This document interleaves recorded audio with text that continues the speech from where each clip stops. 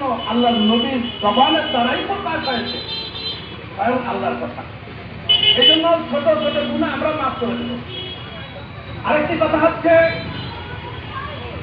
একটু আগে আমার এক বন্ধু বললেন এই আয়াতের অর্থ হচ্ছে আমাদের প্রত্যেকের মৃত্যু সামনে আছে, আমাদের সবার মানতে হবে। কিন্তু আমরা বাহিরের খবর বেশি রাখি, ঘরের খবর রাখি না। জায়গার ভিতরে আছে, প্রত্যেকের মন নরম আছে। এই জন্যই জানাজার সময় কিছু আলোচনা করা হয়।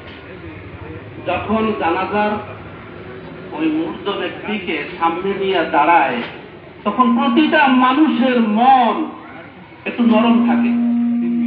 কি বলেন, থাকে না?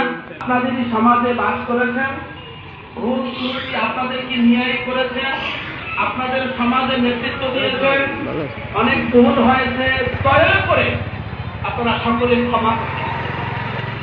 আপনি যদি একজনকে ক্ষমা করে দেন, আল্লাহ তাআলা আপনার পরম